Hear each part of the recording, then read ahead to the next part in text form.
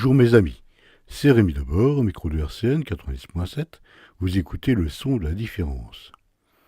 Je suis très heureux de vous retrouver aussi nombreux, à l'écoute des trois coups, la seule émission qui prône des pièces radiophoniques comme au temps de la TSF. Alors, vous êtes toujours Charlie? Toujours généreux et solidaire? J'ai comme l'impression que notre personnel politique a quelque peu dégonflé cette belle bulle de paix et d'amour. Ça, on peut toujours compter sur eux, pour calmer les plus magnifiques élans. Maintenant, les plus optimistes d'entre nous sont Syriza et espèrent une contamination prolétarienne et salvatrice qui viendra nous sauver de ces féroces banquiers affameurs de peuple. De banquiers, il en est justement question dans ce huis clos téléphonique très au gardien, voire santoniesque, avec pourtant des références hugoliennes. Vous connaissez tous ce qu'il en est de la culture et de la confiture. Mais d'où vient donc ce chant des sirènes? Ciel, ne dirait-on pas hold-up?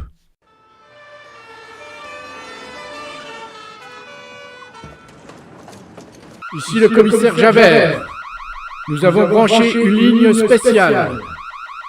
Décrochez n'importe quel téléphone. Et coupez-moi cette alarme, c'est infernal. Valjean, décrochez bon sang.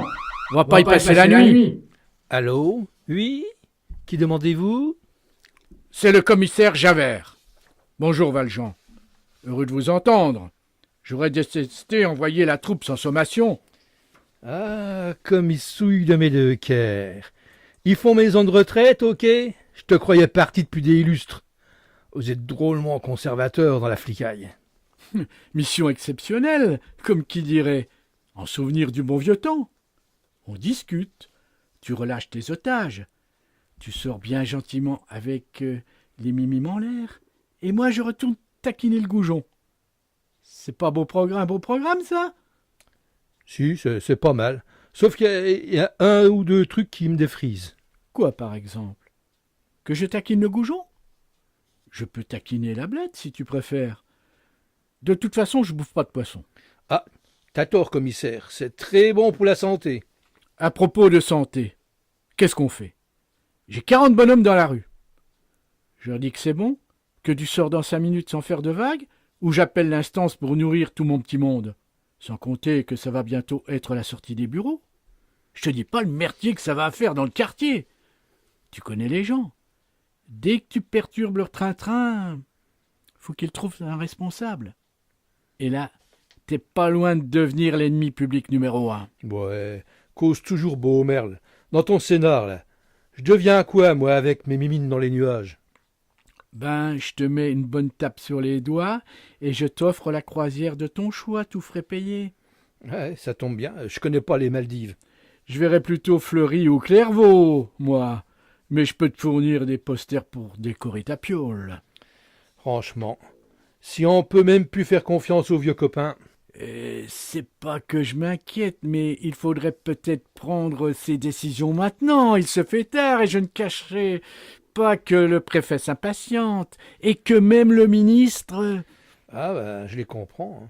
Mais t'avoueras quand même que je suis plus tout jeune. Les 10 piges que je vais prendre là, tu sais où tu seras, toi, dans 10 piges? En train de taquiner la blette, pardi. Ah, ou de sucrer les fraises, ouais. Ça te fait combien à cette heure? 70? 75? Ouais, dans ces eaux-là. Ouais. Ben moi j'ai 63 aux pommes, dont 37 logés derrière les barreaux. La première fois que je suis tombé, j'avais 17 piges. Bon d'accord, ça faisait déjà un moment que je jouais au con, mais je m'étais fait poirer, alors forcément. Le boulanger de Saint-Ouen? Pauvre vieux, pour même pas 200 balles. Ah ben je vois que t'as relu mon dossier, 200 balles. Ah je sais, ça fait ringard, minable même. Même je me rappelle qu'à l'époque, pour 200 balles, bah t'avais quand même du pouvoir d'achat, comme on dit aujourd'hui. Je sais bien, mais buter un vieux pour si peu... Ouais, attention, je les ai payés cher mes 200 balles. 4 piges de placard qui m'ont collé. La redresse, c'était pas 4 étoiles à l'époque. Les matons, tous des anciens troufions. Et pas de la crème. Oh, les carnes. Qu'est-ce qu'ils vous mettaient sur la gueule? Connerie ou pas connerie, on avait droit à la tournée de ceinturon. Et ils étaient pas pourris, les vieux. Ah, quand je suis sorti de là... Ouais, t'as replongé, histoire de vérifier si la tôle c'était mieux que la maison de redressement. Premier hold-up, 5000 francs, coup de bol, le commissionnaire a survécu à ses blessures. Ah ouais, mais t'avoueras qu'ils sont quand même cons. Qu'est-ce que ça lui foutait à Segonce que je lui fausse sa sacoche? Mais non, il a fallu qu'il s'accroche. Ah, alors forcément. Tu vas quand même pas dire que c'est humain. Non, non, mais un réflexe. Faut pas piquer son os à un clébard quand il est en train de baffrer. Et commissaire, tu dois pas réciter tout mon casier, là, parce que ton petit personnel risque de s'impatienter. T'as raison. Allez, sors, on pourra se rappeler nos souvenirs en tête à tête. Ce sera plus simple. Pourquoi, vous avez pas un forfait illimité dans la police? Vous écoutez Radio Carré Nancy sous 90.7. Que sont devenus les otages? Bon, ils vont bien. Mais encore, ils sont bien traités? Ah, bien sûr, je suis pas un monstre, hein. Je les ai enfermés dans les chiottes. Mais c'est immonde! Mais non, commissaire, c'est propre les gogues de banque. Il y a même que ça de propre. D'ailleurs, et en plus ceux-là, ils sont grands. Ils ont des sièges pour s'asseoir, il y a de la flotte au lavabo, et ils sont pas à me casser les bonbons toutes les 5 minutes pour aller pisser. Tu peux pas imaginer ce que ça peut pisser un otage. C'est quand même pas ça. Ah, j'ai vu un placard avec des balais et des bidons. Ils peuvent toujours faire le ménage si c'est trop craignos. Et même qu'ils ont un chouette petit fascistas qui donne sur la cour. En se faisant la courte, ils peuvent respirer les bonnes odeurs de pantruche. T'habiles pas pour eux. Ils sont aux petits oignons. J'ai même collé une grosse armoire derrière la loutre pour pas qu'on les emmerde. Avec tout un tas de verres, d'assiettes, de boutanges dessus. C'est ma petite alarme à moi. Ouais, je vois que tu as tout prévu. Mate sur mon front, il n'y a pas marqué pigeon. Ah non, il n'y a pas marqué pigeon. Il n'y a pas marqué prix Nobel non plus. Si tu continues à jouer au con, c'est une belle cible qui va être peinte sur ton front. Tu devrais sortir pour voir tous mes petits bonshommes en noir avec leurs battes pétoires à lunettes. J'espère que tu as prévu un gilet pare-balles et un casque et une bonne assurance vie, histoire que tes gosses finissent pas à la rue. Ouais, qu'est-ce que tu causes de mes chiards? Ils sont pour rien, eux. Peut-être bien, mais quand on aura flingué leur père, faudra qu'ils se débrouillent tout seuls pour croûter. T'avoueras que c'est quand même con. Qu'est-ce que t'es venu foutre dans cette galère? Je te croyais ranger les voitures. Ah, t'as raison, mon pote. 3 ans, 8 mois et 28 jours que j'étais peinard. C'est drôle. Hein. Dans un mois, je battais mon propre corps. Mais les circonstances de la vie, t'y peux rien. C'est la fatalité. C'est la scoune. Quand même. Un casse en plein jour dans une agence où il n'y a pas 3 ronds. Je voudrais pas mettre en doute tes facultés intellectuelles, mais franchement, si ça se termine en eau de boudin, ce ne sera pas de ma faute. Déjà que la préf, ils t'ont fait une fleur en m'envoyant en première ligne. Tu crois même quand même pas qu'on va te filer un chèque et une bagnole pour que tu puisses te tirer? Merde! Tu pensais à quoi ce matin en te levant? Ah, je sais bien. Les circonstances, je te dis. C'est con parfois la vie. Je te raconte depuis le début. Tu vas te foutre de ma poire. Tu sais que j'ai de l'estime pour toi, alors je voudrais pas me foutre d'en contre toi, parce que tu vas te marrer comme une baleine. Oh, je m'attends à tout. Vas-y, accouche. Bon, j'explique. Radio Carré Nancy, le son de la différence. Alors, je suis sûr que tu as un rêve. Un truc que tu voudrais, mais que tu n'as jamais pu. Ça s'appelle un fantasme. Et là, faut consulter. Non, non, pas un truc tordu, juste un rêve. Mais un rêve, tu peux pas. Accouche. Il se fait tard et mes bonshommes noirs sont sur les dents. Faudrait pas qu'il arrive un malheur parce que t'as trop traîné. Bon, voilà, voilà. Ah, tu sont toujours excitants la flicaille. Merde, on prendra bien le temps de mourir. Hein. Ouais, ben, nous, porte pas la poisse. Hein. Bon. Moi, mon rêve, c'est une Corvette 63 décapotable.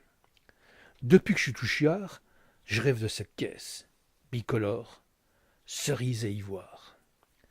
Même qu'une fois, j'en ai fauché une et que j'ai failli laisser ma peau. Je vais te dire, quand je l'ai foutu dans le parapet, j'ai chialé comme une madeleine. Et pourtant, j'avais les condés au cul. Mais je sais pas, mais ce jour-là, ça m'aurait rien fait de me faire alpaguer. Eh ben, tu me croiras si tu veux, Les flics sont passés à côté de moi sans me voir. Un peu comme si cette caisse m'avait sauvé la mise. Bon, tu vas pas me raconter ta vie. Oh, minute papillon, j'arrive. Et tu ferais bien de te manier. On s'impatiente en haut lieu. Bon, voilà. Je gagne pas des masses, mais j'ai un métier honnête maintenant. L'autre jour, en rentrant du boulot, je tombe sur la vitrine du garage au bout de la rue. Il y a toujours des vieux tromblons dans cette boutique. Mais là, il y avait ma putain de caisse. La Corvette, 63, cerise et ivoire, avec les jantes à rayons. Les chromes, la capote en cuir, tout. Je suis resté comme 2 ronds de flanc à baver devant. Le patron, il est sorti de son burlingue avec les yeux en forme de tiroir-caisse. Je te disais, je sais même pas combien il me l'a vendu. En plus, je m'en foutais du prix. De toute façon, j'avais pas un radis. Alors, t'as décidé de faire un hold-up, histoire de financer ton rêve? Non, pas du tout. Mais j'avoue que quand Landauffet m'a parlé de banque, j'ai fait le rapprochement. C'est con. J'avais jamais pensé qu'on pouvait demander de l'argent à une banque. Sans cagoule et sans flingue. Ça s'appelle un prêt. Ouais, je sais. Alors, je suis allé voir mon banquier avec mes fiches de paye et mon bon de commande. Ah, tu me croiras si tu veux. Lui aussi, il rêvait de cette caisse et on a discuté bagnole. V8, moteur, bon. À la fin, elle a dit banco. Ce qui est bien pour un banquier. En sortant de là, je suis retourné au garage et j'ai fait tourner le moulin, histoire de me faire un petit avant-goût. Il n'est pas question d'aller faire un tour. Une histoire d'assurance. Enfin, c'est pas grave. Alors, juste s'asseoir dans le baquet et écouter ronronner le berlingot. Je crois bien que j'ai chialé. Landauffet m'a quand même demandé un chèque d'avance, histoire de bloquer la chignole. Il est un peu plié, mon Fafio. Mais le mec a promis qu'il le garderait sous le coude jusqu'au déblocage du prêt. Abrège avec tes vapeurs de jeune fille. On n'est pas là pour faire pleurer dans les chaumières. Vous n'êtes pas des sentimentaux dans la police. Bref, le banquier il avait parlé de 15 jours. J'ai attendu le 16e jour et je me suis pointé au guichet. L'autre pomme était dans son burlingue vitré en train de baver avec un costard cravate. J'ai attendu un petit moment et puis j'ai fini par causer au sous-fifre. Il m'a dit que c'était pas son rayon, que j'avais qu'à attendre. Bon, je me suis assis. Les 2 bourgeois, ils discutaient ferme et se fondaient la poire. Ça a duré un bail. Même qu'à la fin, j'en venais à regretter l'autre façon de rentrer dans une banque. Il n'y a pas à dire. Quand t'as un feu en pogne, t'es tout de suite mieux considéré. Enfin, l'autre pingouin a des canillés, et le banquier m'a demandé ce que je voulais. Mon prêt que je lui ai dit. Alors il m'a servi des salades sur mon passé, ma surface financière insuffisante, je te le dis. Enfin, elle a dit vraiment ça. Je lui ai demandé s'il croyait que la surface de mon 42 fillette irait bien sur la surface de sa gueule. Bref, on s'est un peu frité. Là, le sous-fif l'a ramené, j'en ai collé une, la secrétaire voulait appeler les flics, je me suis cassé, avant que ça tourne en autre boudin. Ouais, ça m'explique toujours pas ce que tu fiches ici, aujourd'hui. C'est tout con. Landauffet du garage, il en a eu marre d'attendre, il a vendu la caisse à quelqu'un d'autre. Mais il a encaissé mon chèque. Je lui ai pété 3 dents, arraché une oreille, mais c'était trop tard. Comme j'étais fleur, le banquier m'a envoyé une lettre salée, et puis de fil en aiguille... Et de fil en aiguille, t'as décidé de renouer avec tes vieilles traditions. Sauf que t'as même pas mis de cagoule cette fois-ci. C'était pas utile, hein. J'étais connu dans le boxon. On fait quoi? Tu te rends ou j'envoie mes beaux hommes d'oire? C'est si gentiment demandé. Vous venez seul? Il y a une quille de roteux dans le burlingue du dirlo.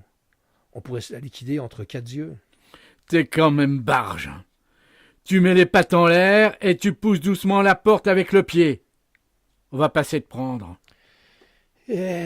Comme il souille le Médecaire, sans rancune. C'est sympa de te retrouver. À l'occasion, passe me voir, tu connais mon adresse. Autorité à tous. Fin de l'opération. On remballe. C'était Hold Up, une pièce radiophonique de Rémi Debord, avec par ordre d'entrée en onde, le commissaire Javert, Philippe Mitre, Jean Valjean, Charles Ansé.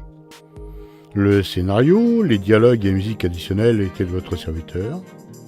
Le bruitage, le mixage et la mise en boîte, RDB-com, sous la supervision bienveillante de Lucas Chindamo. C'est une coproduction RCN et Nerea Édition. Et voilà, c'est fini pour aujourd'hui. Vous pouvez retourner au boulot, ou rallumer la télé, ou pourquoi pas relire et réécouter les pièces précédentes. ou commander les recueils des saisons 1 et 2. D'ici quelques jours, vous pourrez retrouver cette émission sur notre site www.rcn-radio.org ou celui d'Neria, www.neria.com. Je vous souhaite une bonne fin d'après-midi et je vous donne rendez-vous le mois prochain pour une nouvelle édition des 3 coups. Au revoir.